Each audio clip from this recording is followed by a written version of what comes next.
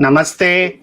It's Sunday 8 p.m. in India, and we welcome our viewers to our show Words of Wisdom Gyan Ganga, which we have every Sunday on our Virat Hindustan Sangam social media channels. We are available on YouTube, Facebook, Periscope, Spaces, and numerous other podcast platforms across the globe for our benefit of our viewers. We were told last time that about 125 countries people watch us live or afterwards on the recorded version of our program. So we thank our viewers for your support. Today we have a very interesting topic. The topic is the year gone by, part 2, the state of the Indian economy. And Dr. Swamy is here with us as usual, along with two important high profile guests, Ms. Sucheta Dalal and Mr. Debashis Basu. And we will be for the next 1 hour talking about this issue and discussing about in detail about the topic. Last episode, which was again on the same subject, but we had different aspects of the defense and security and neighborhood, where Abhijit Iyer Mitra participated. The viewership had crossed on various platforms of ours, as I mentioned. 71,000 viewers were there on the various platforms, and still people watch our program, even the recorded version, which I tell viewers that it is available on YouTube. You can always go to YouTube and Virat Hindustan Sangam and see our past episodes, and you will get including today's program in case you miss it at live real time. I have to thank my co-host Professor Arvind Chaturvedi from Delhi and Ramesh Swamy for their weekly support. I also have to thank Ashish Shetty, Swaminathan, Tejas Navalgul, Rakesh Gadgi, Ishwar Iyer, Ajesh Nair, and Vishal Mehta for their background support for every week for putting various aspects of this program together. I will give you a brief introduction of Ms. Sucheta Dalal. She is a leading financial journalist and has been awarded the Padma Shri for investigating journalism. She has exposed the Harshad Mehta scam, the banking scam, the Enron scam, and various other scams. She was financial editor of the Times of India, written for Business Standards and various other publications. She co-authored the best-selling book From Harshad Mehta to Ketan Parekh, which you all know was later converted into a serial, The Scam, which was very popular on our various TV channels and various TV platforms. She is the founder trustee of Money Life Foundation. I also have to tell us something about Mr. Debashis Basu. He is a chartered accountant with 35 years of experience. He is a journalist and been writing columns in various public business publications. He has written numerous business books. He has worked with the Times of India, Business World, Business India, Business Today, Financial Express, and co-authored with Sucheta Dalalji the book, The Harshad Mehta's The Scam, Harshad Mehta to Ketan Parekh, and he is also the founder trustee of Money Life Foundation. So with these words, it is over to Dr. Swamy to start the discussion on today's topic, and then we'll take it forward. Thank you. Sure. Dhanyavad. Thank you, Jagdish. It's a great pleasure to have these two stars. They are not only highly educated, research-minded people who have been bold. We have lots of people who are research-minded and high-profile, but they're not bold. But both of them are extremely bold. They are not hesitant to state the truth, as the public needs to know. And so they are here, and we are going to review the economy of the last 1 year in the context of our economy since 2014. I mean, to the extent that it needs to be done. I'm not saying that you should hark on the past, but first of all, the National Statistical Organization has made an announcement, which has been published widely in the media, that in the year what they call as FI 22, which means starting with 1st April 21 to 30th March of 2022. Now, obviously, it's therefore at the moment the whole year has not elapsed. So the estimates that they have been putting out in the papers, and the papers have not been informing the public about this. The period for which they have announced the growth rate of 9.2%, which in the so-called social media and in the Bhakt media and the fake ID media, which has been doing propaganda for the government, have been saying that this is the highest growth we have had for a very long time. But this is not at the moment a correct position, because it's first of all limited to two quarters. There are 4 quarters in a year, according to our statistical system. One is the first quarter starts with April 1 and ends 3 months later, which is June 30th.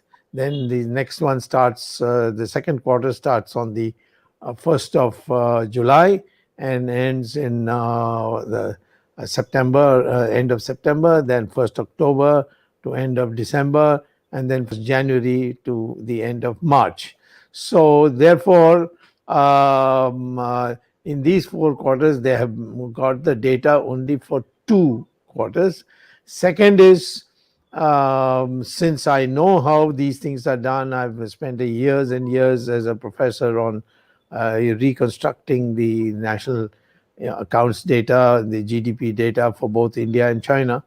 And so what this quarterly data shows is only the organized sector, and where there's a census. For instance, small and medium industries are not included in this, because their estimate is obtained annually after a sample survey is conducted by the National Sample Survey Organization. So we need not be overly sensitive about the fact that these growth rates can't be compared with the past. But nevertheless, let me say that 9.2% growth rate has to be seen in the context of how far we have recovered what we lost. That is, after March 31st, 2020, when the corona started in full lick as a pandemic, our growth rate fell actually, I think, very steeply. Some say 24%, some say 23.9%, but anyway, it's by a very big thing. And then we have yet to completely recover that position. And therefore, if I may just briefly mention that I have taken from the CSO the table that they have created, and just for the sake, I'm showing it for visual appreciation. But the fact of the matter is that you can get it if you want by just sending us, and we will perhaps send it to you by email. And see there, what it shows is take GDP market price in 1,000 crores at current prices. Now you got to be very careful, you see, because once it's in current prices, it means that the growth rate is also includes the inflation. So when they show the growth rate in current prices, and then they show in the next row 20 constant prices of 2011, 12, you can see that there is a decline, because the inflation aspect is taken away, and this is now a constant prices called, which means basically the correct thing. So the drop is also more, and the increase is also less. You can see 7.2 or 4.2, 4.2 and minus 7.7. So one of the things that this spin that the people put out from the finance ministry to fool our public, they don't tell you the whole picture. and then they go on beating drums. Oh, it's all recovered now. The green shoots are coming, or something V-shaped curve and all that. So I begin by saying two things. Excuse me. I begin by saying two things. Number one, from 2016, our growth rate has been declining year by year, year by year, up till the first quarter of 2020. So every quarter it has come down.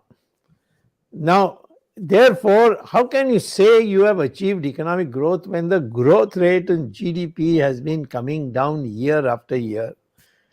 And then, of course, the corona came. You can't blame all that decline to the corona. You can blame the sharpness of the decline in the first year, 2021, to corona. So the question I would pose to our two guests, one is an expert in macroeconomics and finances, and she also has a law degree, if I'm not wrong, because she won a huge case against the stock exchange. I think a tremendous performance, and and of course Debashis is a business expert. So we got two dimensions, and we just like to know, if I may put two broad questions. Please tell us: has the Indian economy, is it in a healthy position today? That if Corona suddenly disappears, we will be booming, or there's a lot of work that needs to be done. Two, what would you say is the 4 or 5 steps the government should take for our economy to start accelerating once again? So, without any further interruption, Madam, so the floor is all yours, and then thereafter we'll invite the Debashis also to give another perspective on the same matter. Over to you, Sucheta ji. Thank you so much, Dr. Swamy. It's a great privilege to be back here again in this discussion with you. And it was a privilege being here last time. It was very interesting. You know, when we have an economist like you, I don't think we can add value to what you have said. But like you said, as business journalists, you know, we're looking at a few granular things. So actually, I want to go back a little to, if you remember, well before the corona happened, we had your book launch. And you had warned at that time, and it's documented in a book, that you know we have only so much of time to set things right, and it could still be done. And this was before a global pandemic and before a shutdown.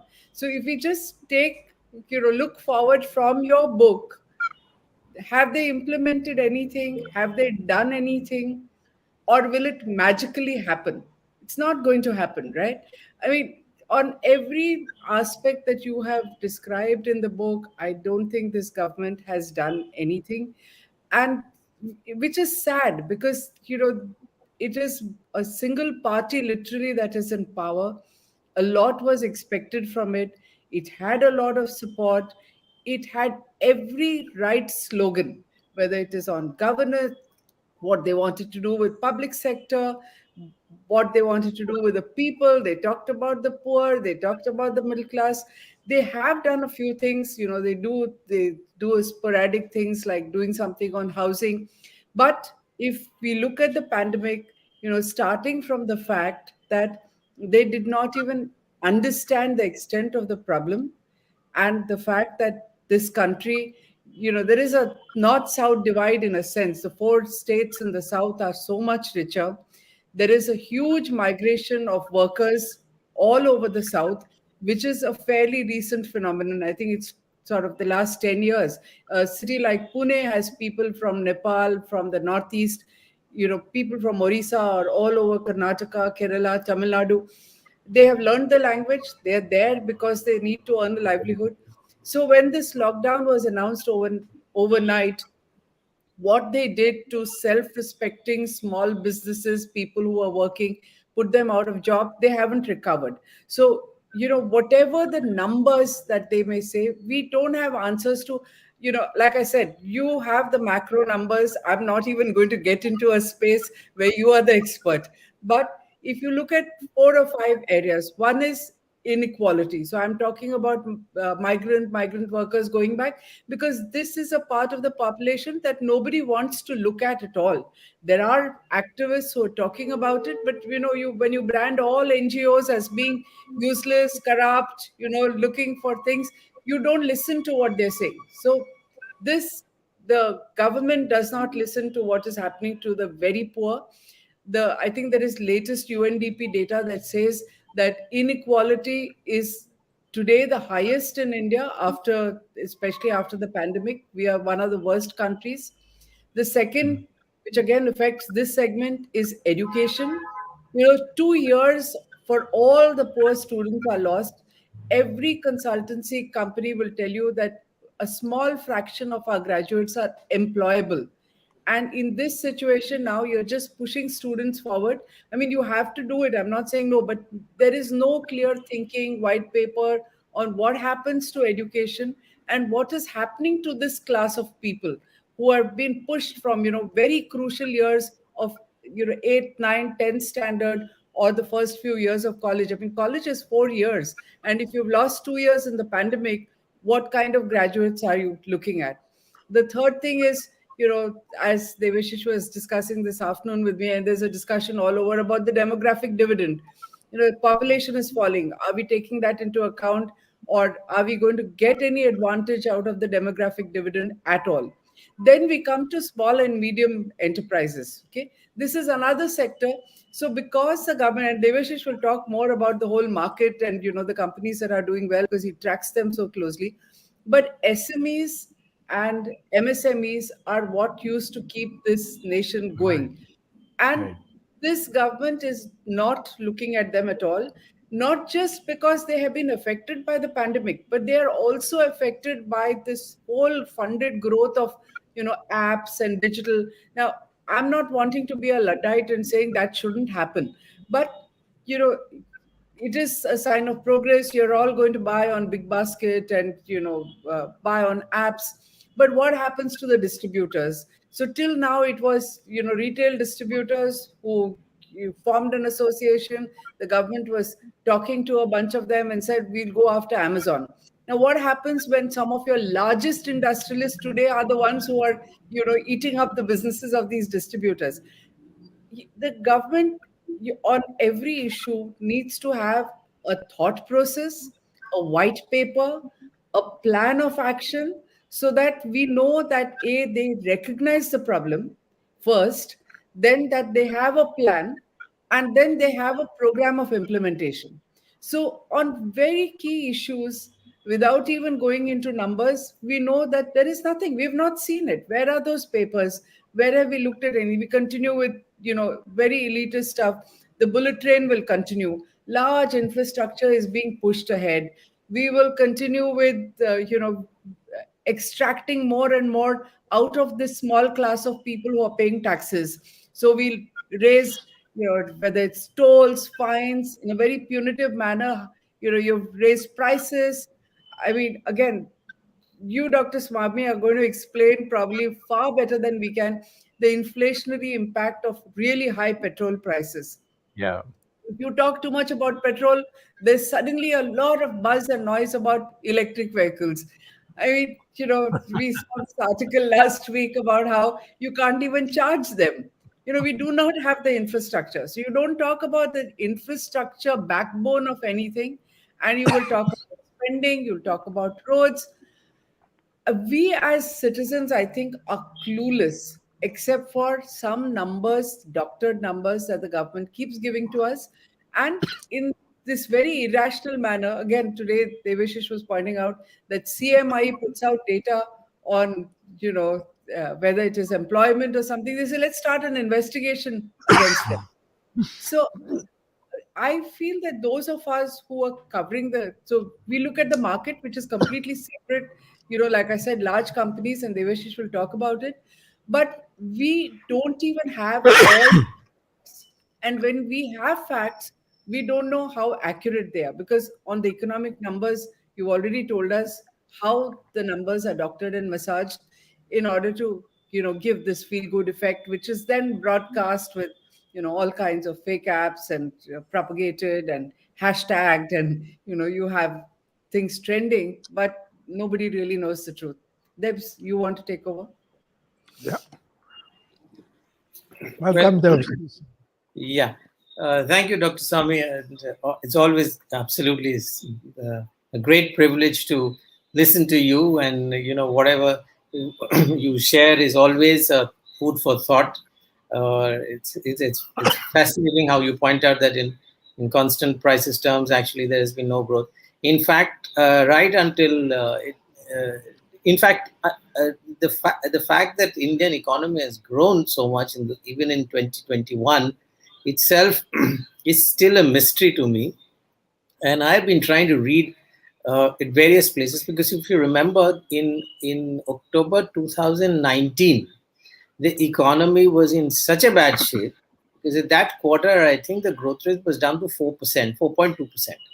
And 4%, 4.2% was new, under new, which people forget, it was under new computation, which is anyway 2% higher than what it under the previous one. So essentially, you had a 2.2% growth. And India had never had a 2.2% growth in any quarter. Even in the worst situation, India never had such a low growth. So this was really the low point. In fact, what people think is a fantastic sort of policy step. At that time, the government slashed corporate taxes. It was in September 21st, I think, 20th or 21st. Corporate taxes were drastically cut. Everybody thought that this is a great reform move. I thought in the context of a 2.2% growth, a sharp cut in corporate taxes was really a knee-jerk reaction. They just did not know what else to do. And so let's cut taxes like Trump has done in the US, and it's like a competitive cut all around the world. All politicians wanted to do that to spur growth, so they did that. This was in late 2019, which is like almost a few months before the pandemic. How did an economy that was so down in the dumps in late 2019 without any policy measures manage to sort of grow so fast so as to, people tom-tomming 9.9% growth, etc., is still a mystery which nobody has been able to explain, right? My point about all of this is that there is a small segment of Indian economy which is doing extremely well, right? Which we can see which are the largest of the corporations. So what has happened since demonetization and GST and the tax cuts, these are the three major things that has happened. We have created very large profit pools, and these pools of profit are expanding in a contiguous manner. So the smaller paint companies will go bust, but Asian Paints and Berger Paints will manage to get that profit. So the profit pool of the organized sector is expanding very fast and quite dramatically, thanks to these three measures of the government of India. And I would say all these were unintended. It was not that they did not know this cause effect, that this is how it would work. Demonetization was a gimmick. GST was a step anyway Congress was trying to do, they couldn't do, and Mr. Modi is an implementer, so he came and implemented it against all odds and against everybody's complaints that this is glitchy and it's not yet ready, etc. The net impact of all these three things was that the large corporations suddenly become much more profitable and much more dominant. So there is a shift from unorganized to the organized. And it is these large corporations which dominate the stock market. So straight away, you can see that the unintended impact of these policy measures led to large profit pools for large corporations, which being listed started pushing up so the market, the investors always react to profits. They are not bothered about policy and GDP and this and that. So the Asian Paints is making more money, buy that stock, the stock goes up. It's as simple as that. And this is a permanent thing. So this is not going to go back. So the big are going to get bigger. The profitable are going to get even more profitable among the organized sector. That's point number one. So a lot of people keep thinking that how is it that the market keeps going up if the economy is going down? This is the missing link. This is the explanation that the policy measures led to this. Point number two is China, and this is a sudden. We still don't know. In fact, we want to hear from you what is the real impact of this. Because what has China done in the last 24 months or so is, for some strange reason, they have decided to be the trendsetter in decarbonization. They have decided to be the trendsetter in controlling pollution. As a result of these two factors, China has started shutting down polluting industries, which is primarily chemicals, steel, coal. These are the coal that they import most of it. But most of the polluting industries, mainly chemicals, they are shutting down. So this has suddenly been Indian pharmaceutical and chemical companies, pharmaceuticals as well. So essentially pharmaceuticals, chemicals, and metals. So these industries where in India had a long legacy of these. India had a private pharmaceutical industry. India had more or less a strong private sector chemical industry for a very long time with no sale and this and that from the beginning. And India also had a metal sector with Tata Steel has never been nationalized. Hindalco was there. So India had a very strong metals industry. So they have jumped in to take advantage of this, and their profits have gone up very, very sharply. So this is another area. The first was a domestic profit pool. Second is the global factors, mainly China, which is increasing our profit pool. So this is another factor which has got reflected in the stock prices of some of these companies which are doing well. The third factor is in certain areas, there has been a talk. I don't know whether this talk will get translated into actual incentives and what's going to happen. But the government has done a lot of talking on production-linked incentives. So PLI is across a host of industries, almost 13, 14 sectors. Some of them are, in fact, most of them are very heavily represented in the stock market. To give an example, textiles, which is India's one of the largest sectors, the biggest employer possibly, and almost contributes about a very significant part, 3 to 4%, I think, of our exports. So these companies have benefited from both the second point, which is China's China factor, as well as the various policy measures that the government has taken, including giving them rebates, which they were not giving them earlier, and the export rebates, and giving them a production-linked incentive. So, which is why there is a lot of buzz in that particular sector. These profits have just started coming in.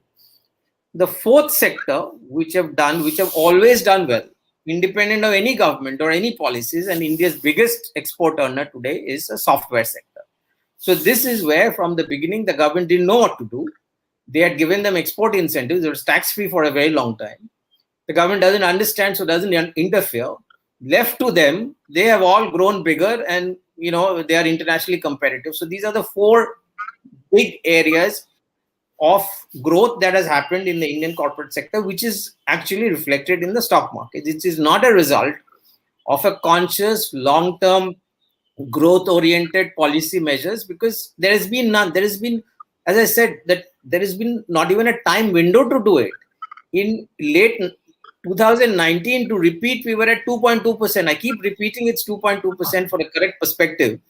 And suddenly next year, you had pandemic, which is destructive completely. And so where would there be scope for any policy?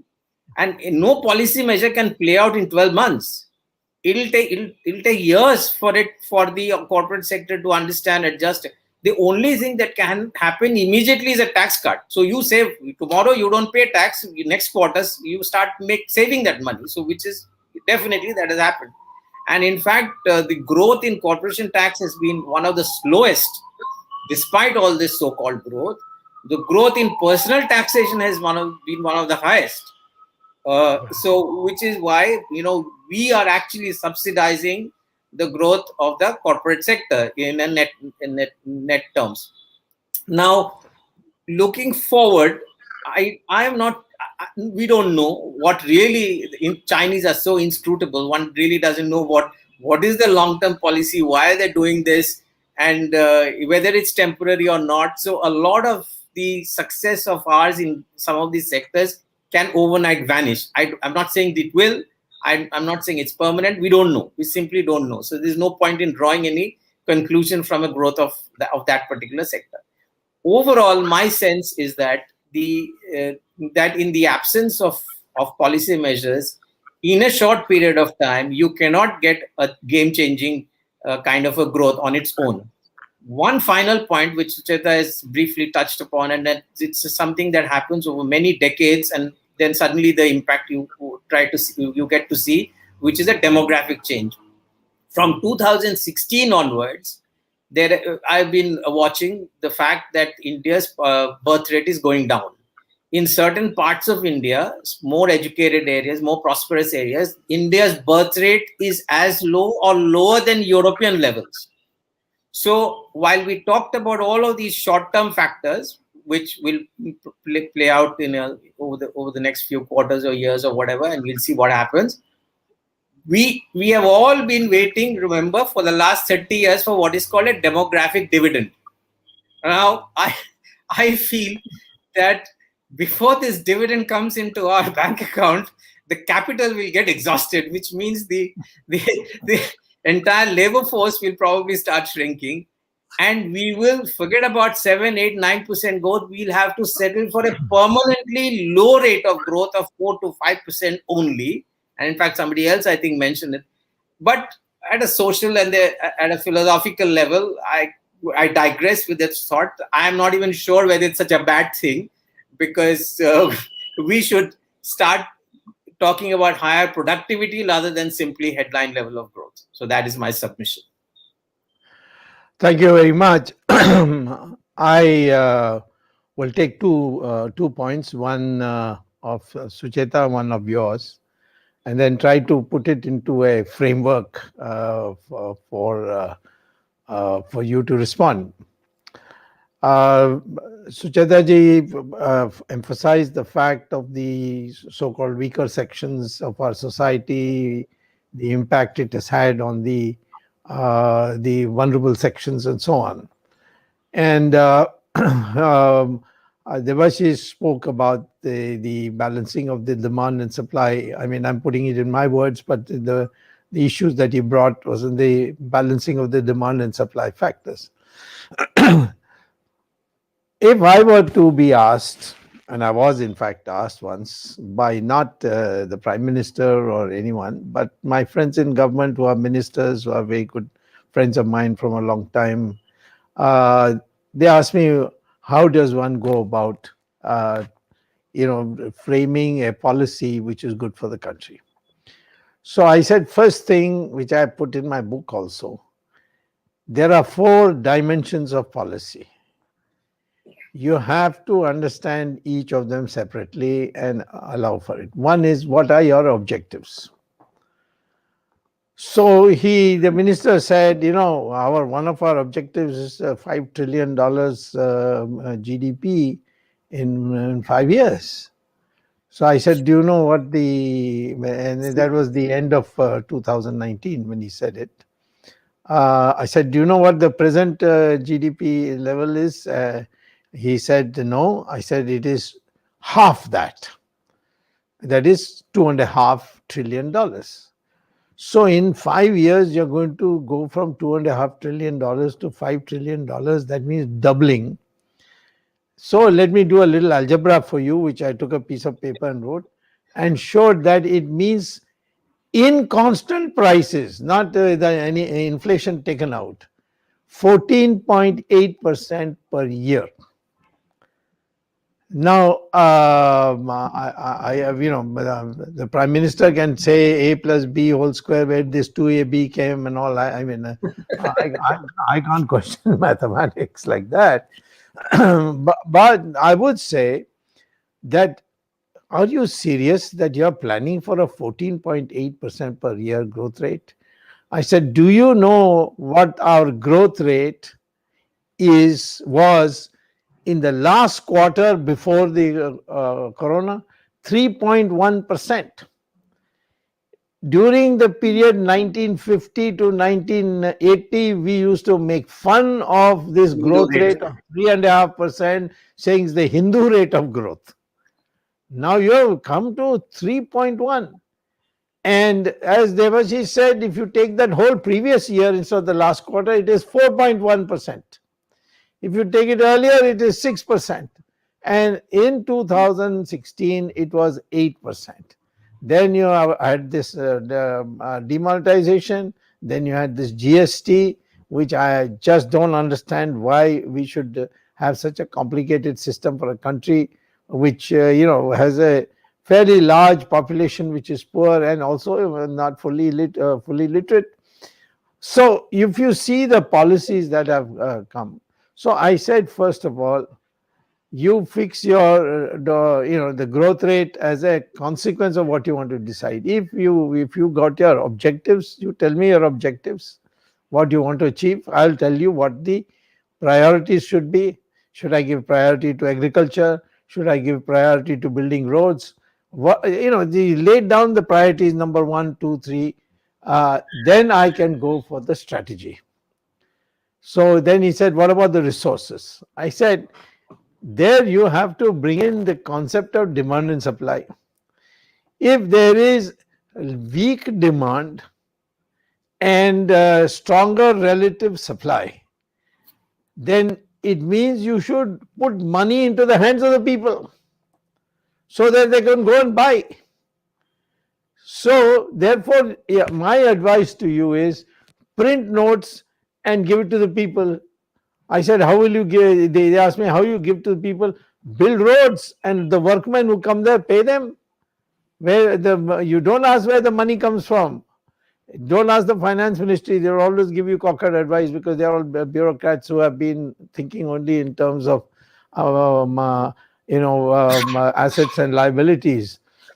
What you do is you get the printing press to print your notes and give it to the people. What will they do? They will go and buy. That's how demand goes. And this is across, I don't know whether many of you recall the automobile, companies were all having excess cars parked in their showrooms.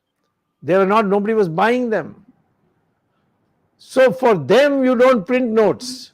You remove taxes. You abolish income tax. So abolish income tax. I said, how much do you get? Total personal income tax gives you only 4 lakh crores. That is absolute nothing compared to the budget, the budget amounts. And once you remove this, you will find through indirect taxes, you will get more than 4 lakhs. That's why economic modeling is so important. So I'm just telling you, economics is a technical subject. It is not for politicians.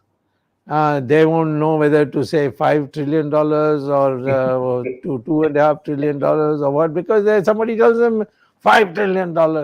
And this whole country was going on holding seminars on $5 trillion. I refused to go to any of them. I said, the first thing I will tell you is it's impossible to achieve.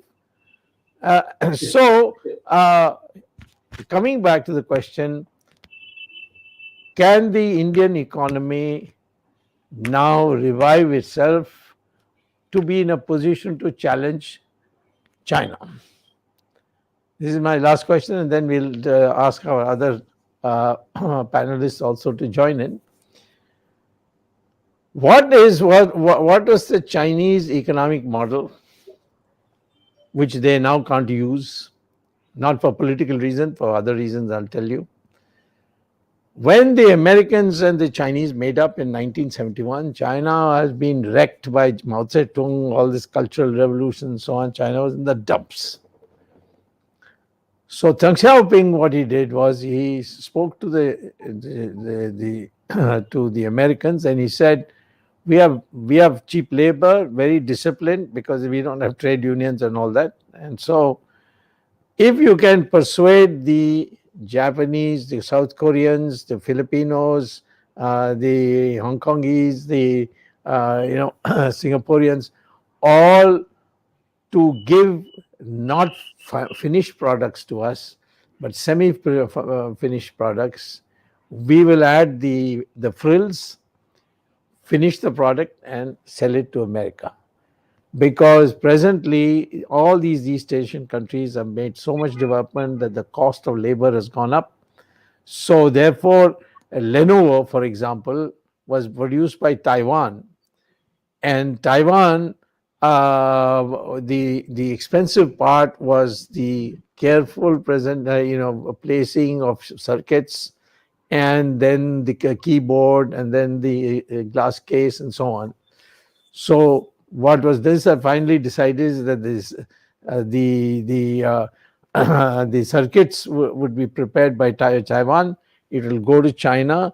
China will then, with a joint venture with the Americans, do all the frills, namely keyboard, glass, the screen, and the cover, and so on.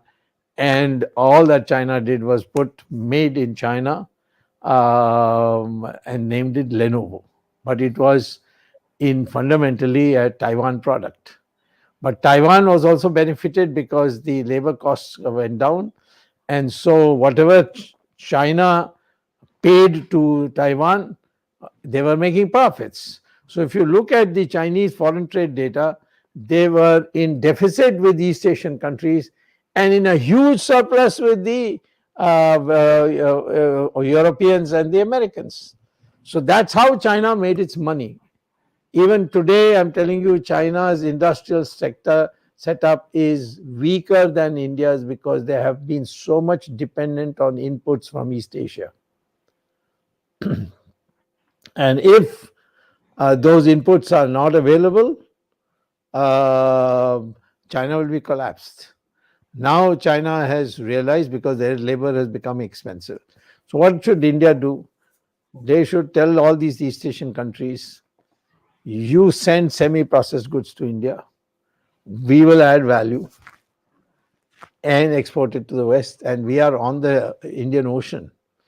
And through Malacca Strait, China comes in. We don't have to come through Malacca Strait. We are on this side of Malacca Strait, and we can do it for you.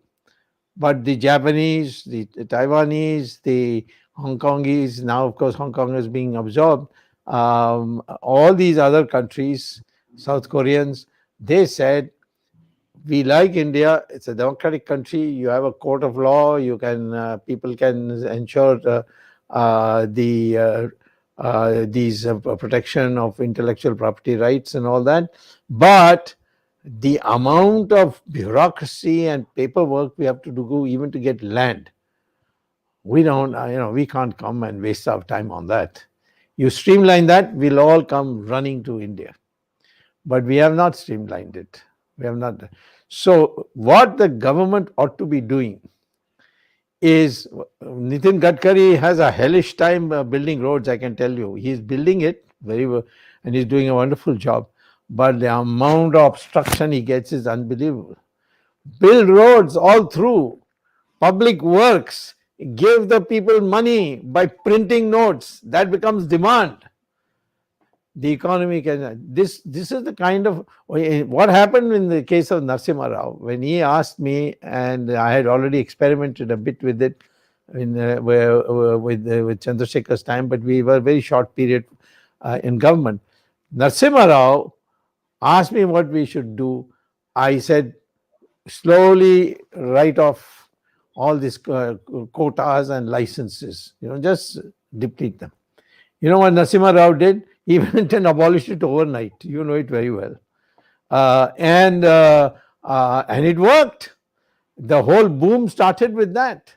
We were producing only one car, I think, that is the Hindustan Motors Limited car. All of a sudden, there were, all kinds of companies came in. The entire boom of was deregulation.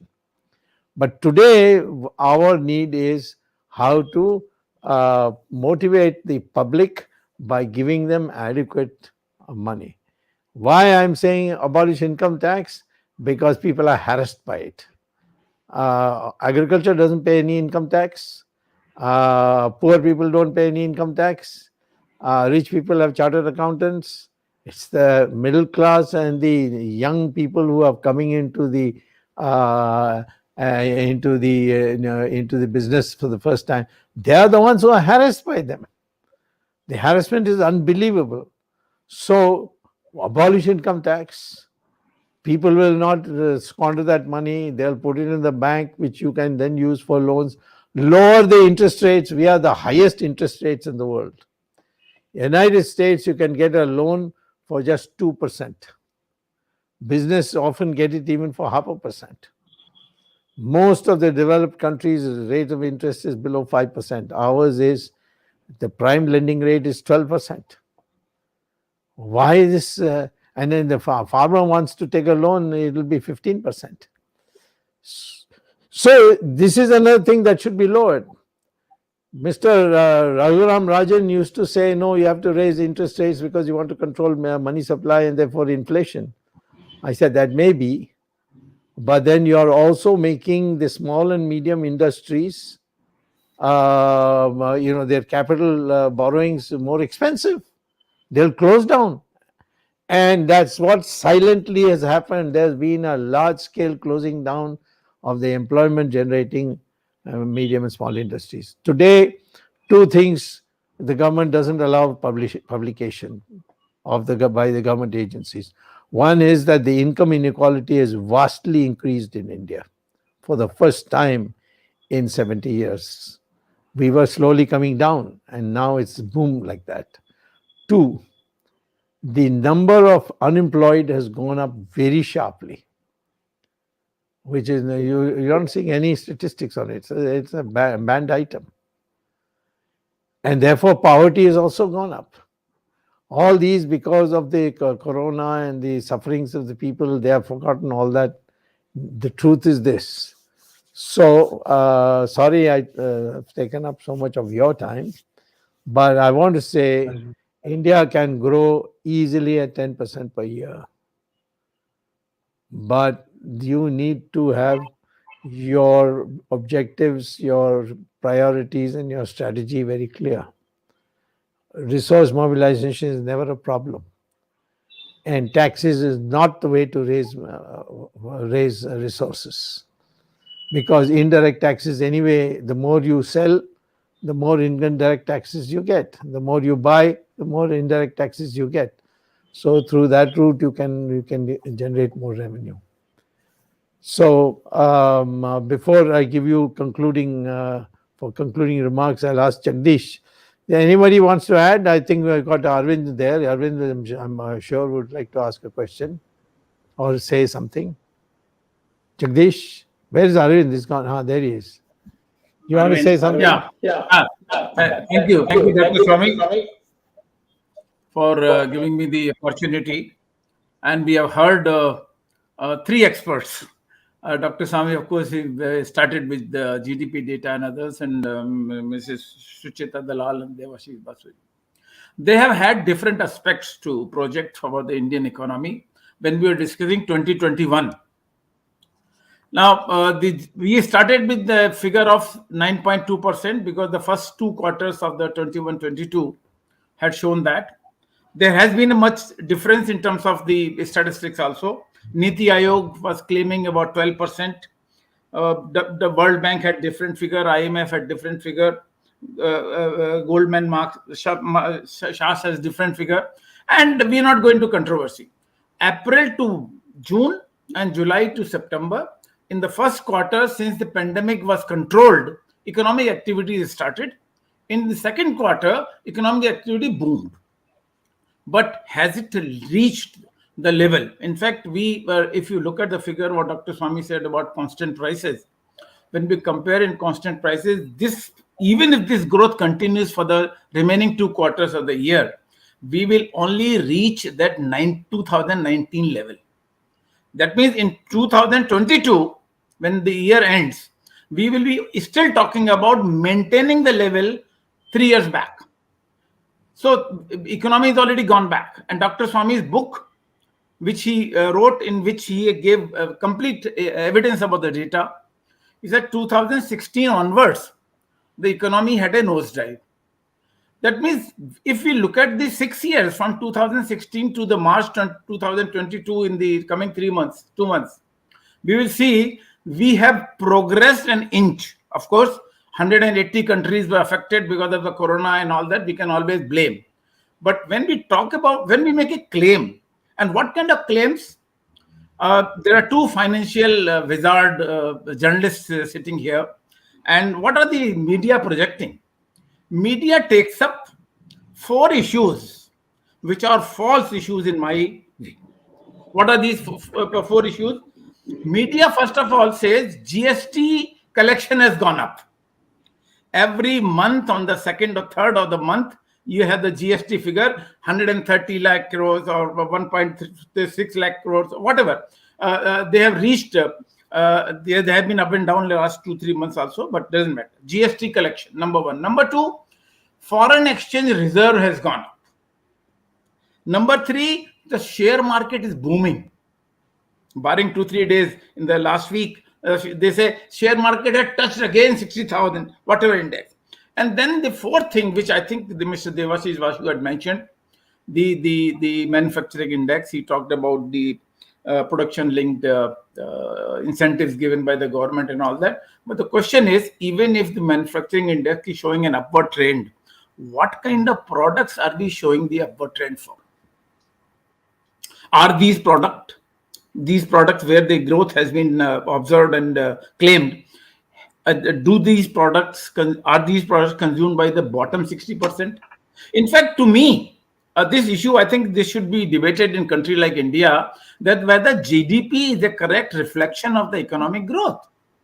40% people do not have money to survive. Then if you talk about lower middle class and upper middle class, you have another 30%. Are we talking about these 70%? Whether the GDP figures that we are talking about, is it reflecting the economic activities and earnings and expenditure by these 70%? No.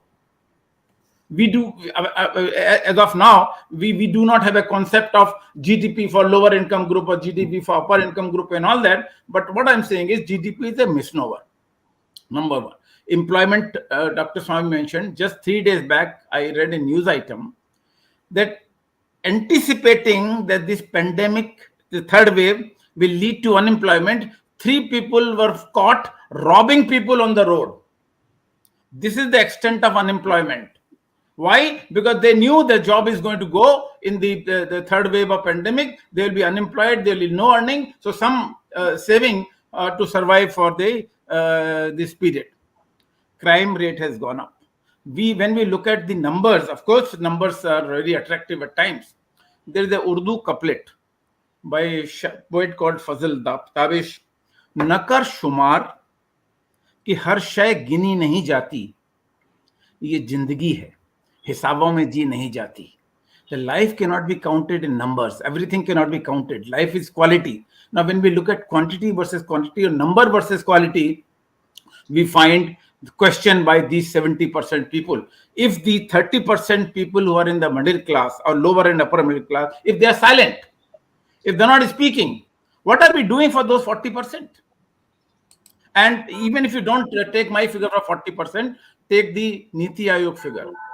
Niti Aayog figure, the multidimensional poverty index says 25% people are below poverty line service subsistence level. 25%, which is 35 crores people in this country. Is this GDP 9.2% growth reflecting them?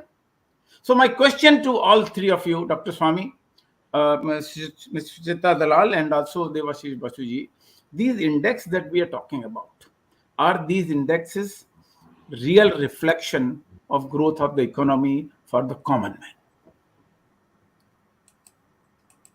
So I actually want to take this up, but a little differently, because we know that it's lies, damn lies, and statistics, and the government will put out numbers.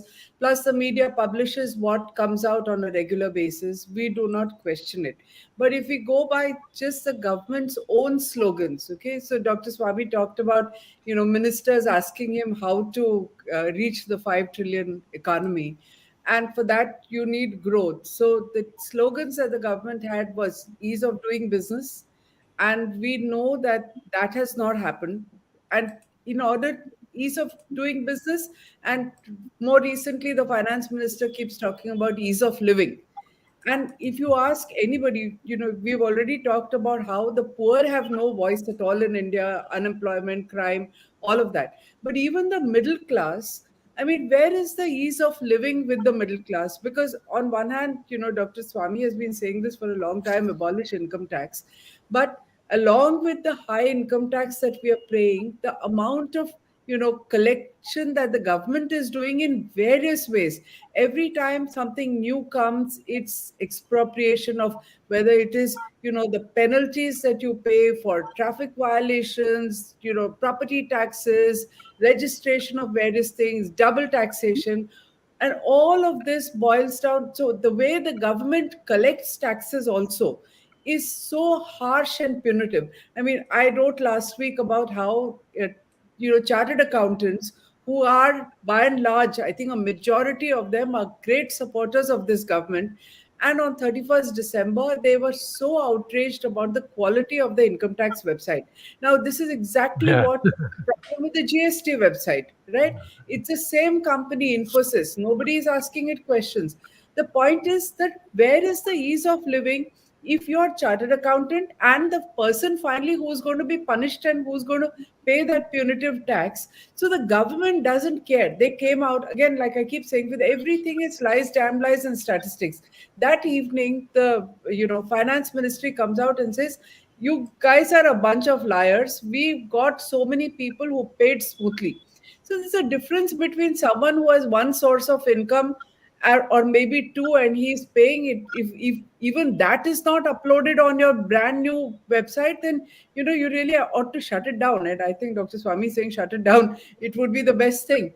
But if you can always massage statistics to say all of you are liars. So in this country, anybody who opposes anything is a liar. Now, the punishment, everything is punitive.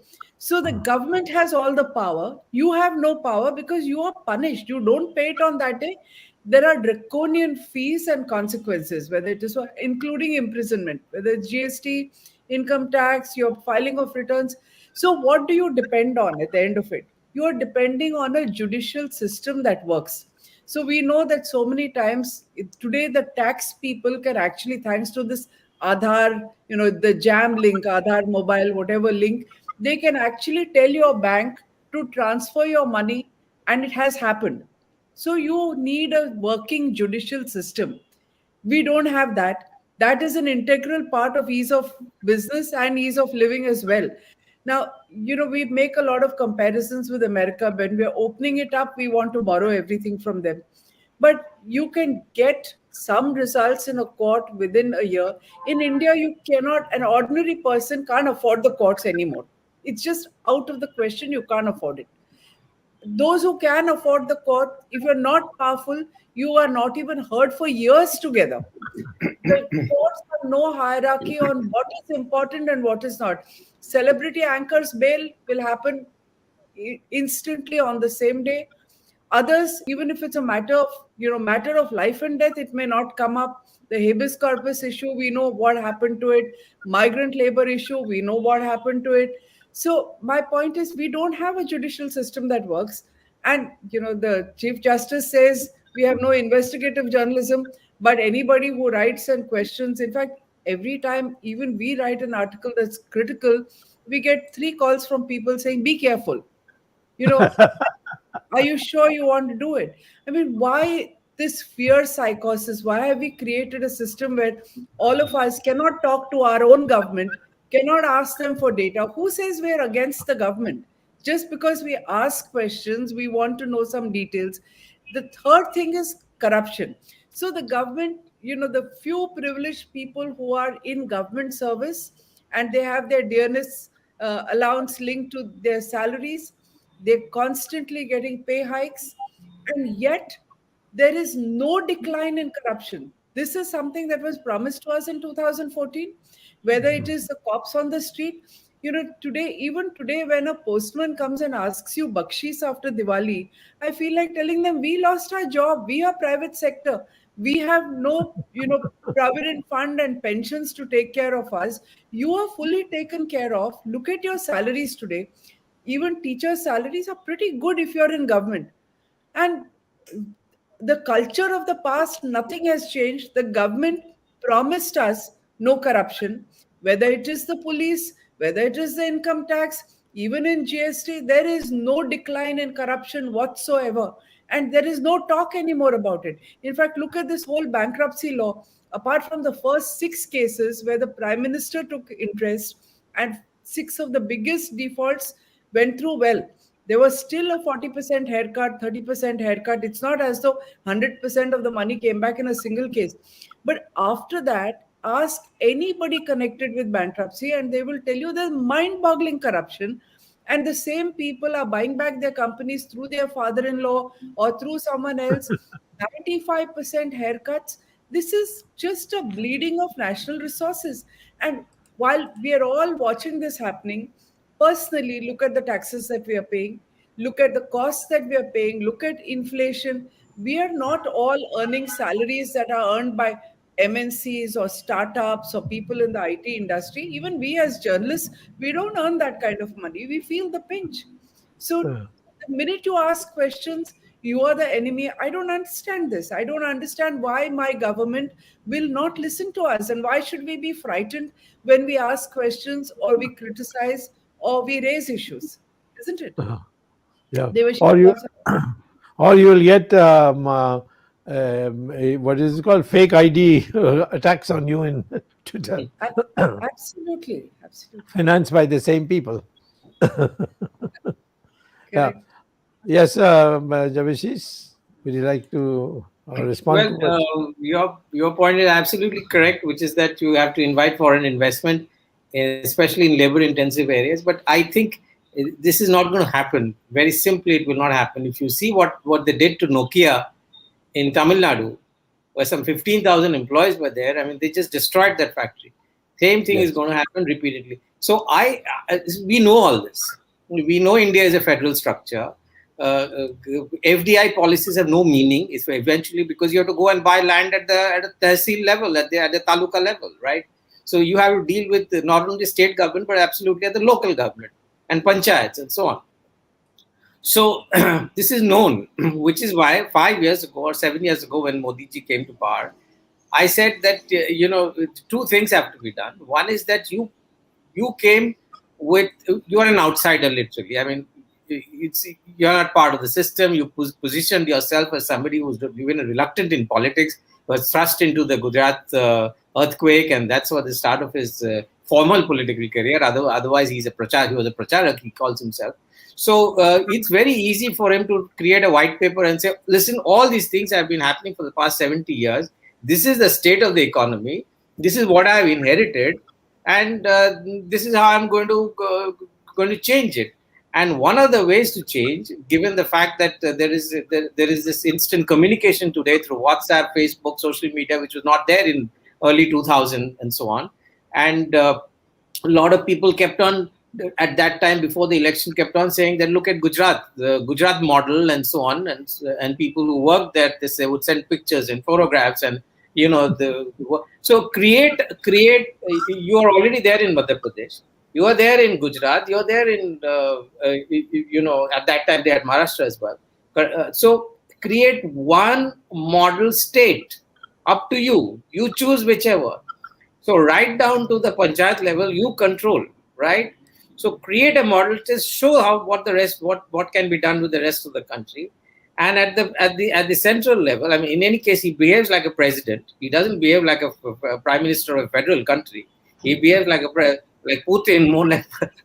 So it's very easy to monitor from a PM who has 1,500 people. How difficult it is to say that okay, this is the area of eastern UP, which is one of the poorest areas in India, and I'm going to make this into Singapore. I'm going to invite foreign investment, and I have this team in PMO which is going to monitor, from land to this, to all the licenses, to water, to electricity. I'm going to give a very a green corridor kind of a thing, and very set dates to do this and showcase to the rest of the country how it is to be done.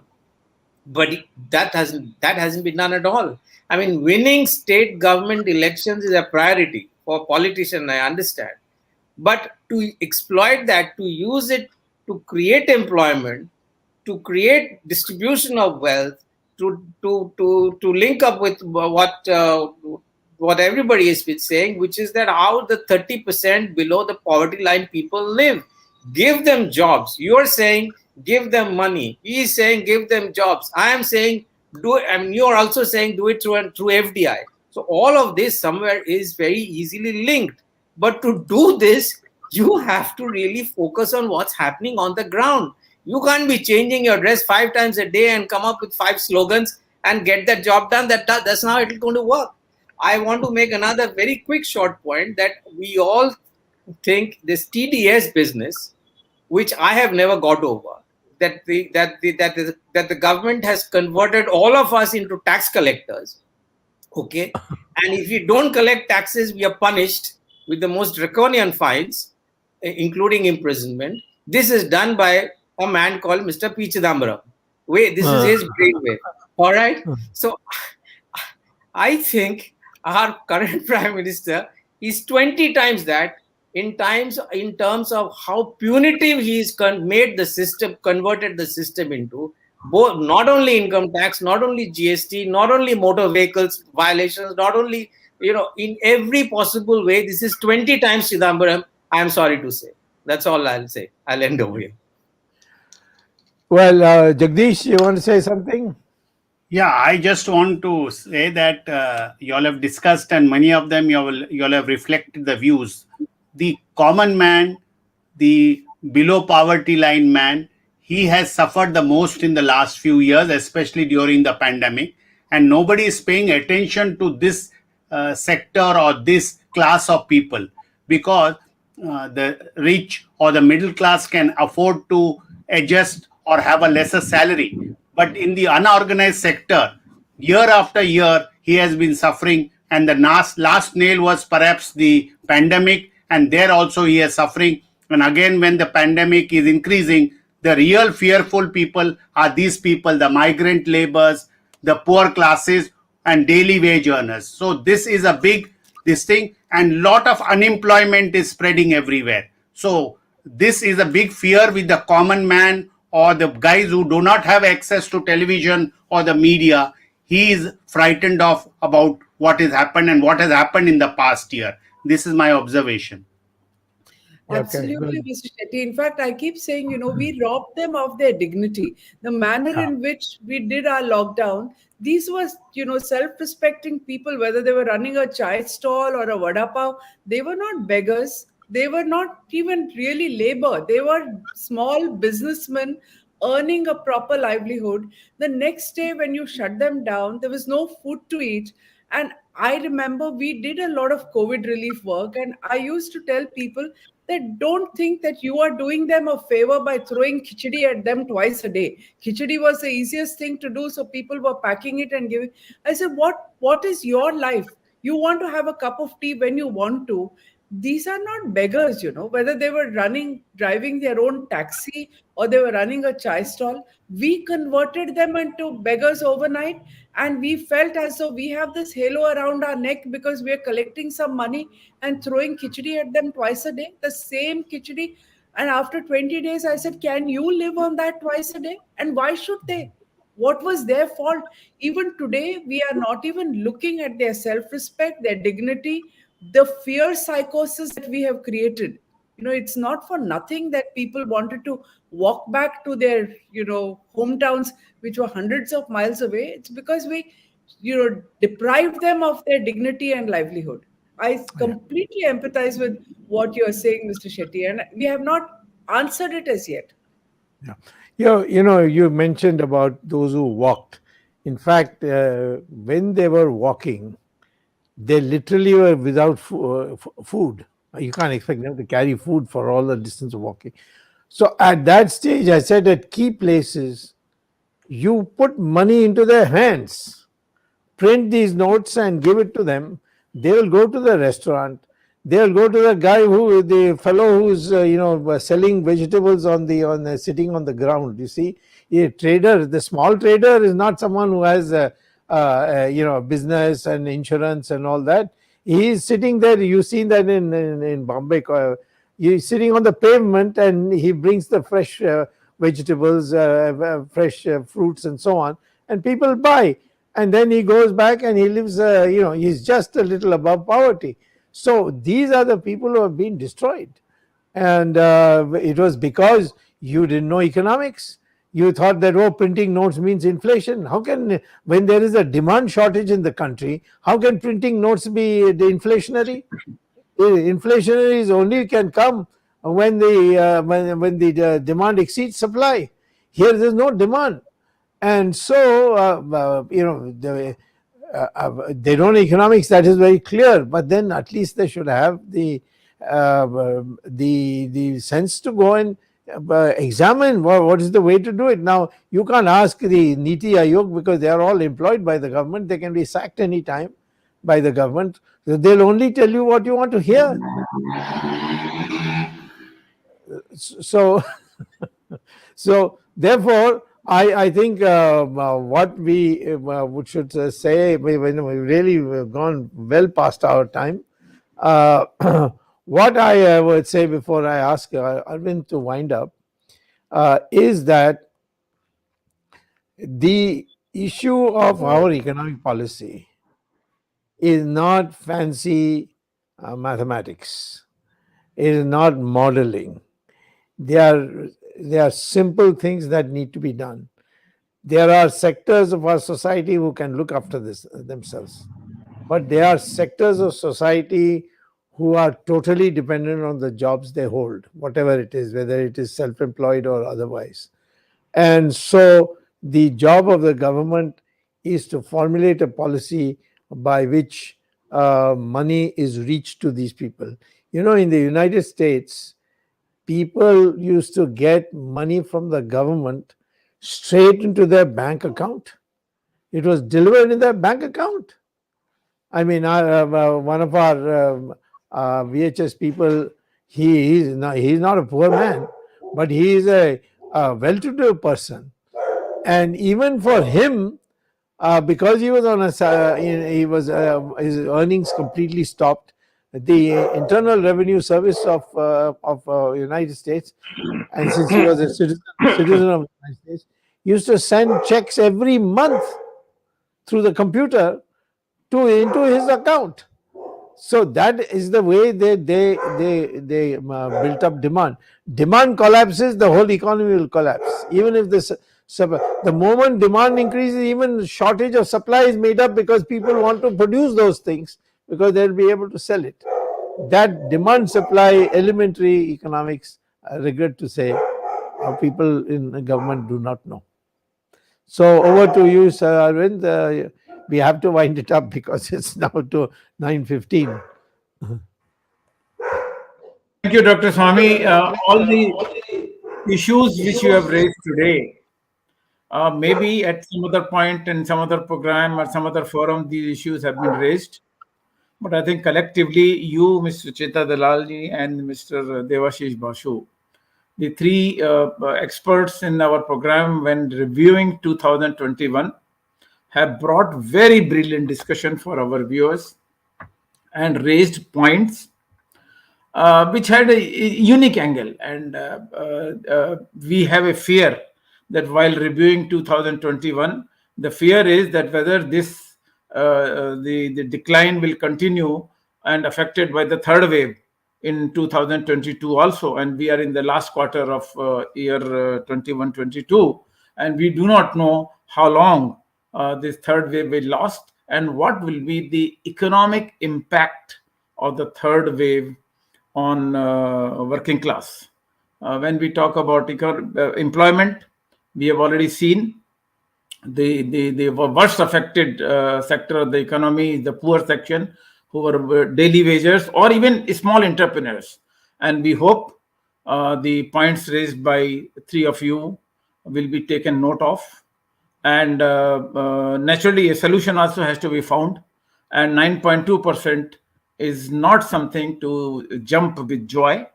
And we talk about V-shaped economy. In fact, in such a situation, when there are several waves, it can't be V-shaped, it can be W-shaped. So maybe we go down, or maybe somebody says L-shape, that first of all, we have to maintain the bottom. K, we have to maintain the bottom also. And the other issues which will bother each and every person, irrespective of which strata comes from. Mr. Basu had made note of, mentioned some corporate related issues also. And even in the one of the programs I had mentioned today, did not find discussion on MSME. So one sector which is worst affected by this pandemic is MSME in India, and different voices, different people are talking in government. Right hand does not know what left hand is doing, but sufferers are MSME people also.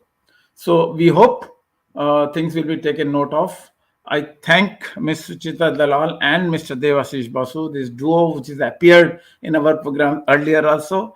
And our viewers have very positive comments about both of you. And even today, when I was looking at the comment section, there are a lot of positive comments that people were really appreciating. We thank both of you for sparing time for this program. Thank you very much. And we'll be inviting you some other time when we have a discussion on finance or economics. Thank you, Dr. Swamy. Thanks, Jagdish Shetty. Thanks the technical team led by Ashish Shetty, Tejas, Navalgul, Ishwar Gadgi Rakesh, Ishwar Iyer, Swaminathan, Vishal Mehta, and Ajesh Nair. We will be meeting like today. Every Sunday we meet at 8 p.m. Next Sunday again we'll be meeting 8 p.m. with a different topic in Words of Wisdom Gyan Ganga with Dr. Swamy and a different topic. Thank you very much. We'll be meeting next Sunday. Till then, Namaskar, Jai Hind.